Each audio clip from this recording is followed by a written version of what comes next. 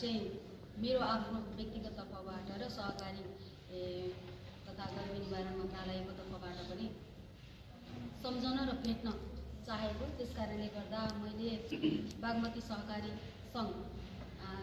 प्रदेश सहकारी सङ्घलाई चाहिँ यहाँहरूले यो गर्नुभएको जुन अन्तर्क्रिया कार्यक्रम छ यो चाहिँ मन्त्रालय अन्तर्गतबाटै चाहिँ समायोजन अथवा संयोजन गरिदिनु भएको छ र यो संयोजन गर्दै गर्दाखेरि चाहिँ यहाँ मन्त्रालयको पनि एउटा उपस्थितिको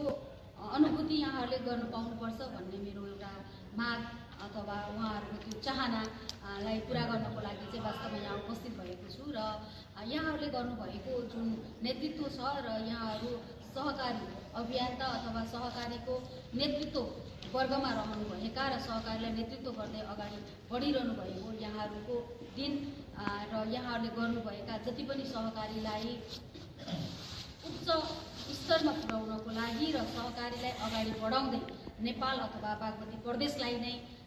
सहजीकरण गर्दै हिँड्नुहुने यहाँहरू अभियन्ताहरूलाई मभन्दा धेरै यहाँहरू अग्रज हुनुहुन्छ र सहकारी सम्बन्धी धेरै कुराहरू यहाँहरूले सिकिसक्नु भएको छ र जानिसक्नु भएको छ भन्ने मेरो बुझाइ छ। त्यसकारणले गर्दा पनि यहाँहरूले कति कुराहरूको फिडब्याक दिनुहुन्छ र उहाँहरूले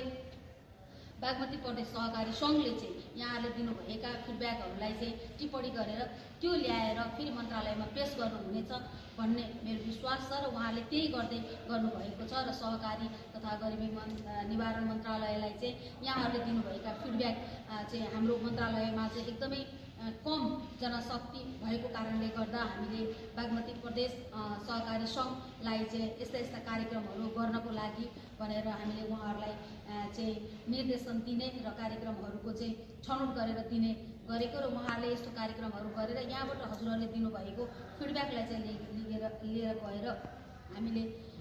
सहकारी सम्बन्धी ऐनमा के कुराहरूलाई चेन्ज गर्न सकिन्छ, के कुराहरू थप्न सकिन्छ र यसलाई कसरी बलियो रूपमा अगाडि बढाउन सकिन्छ भन्ने हेतुले वास्तवमा यो कार्यक्रम गरेको। यहाँहरूले यो कार्यक्रमलाई एकदमै सरल र सहज तरिकाले अगाडि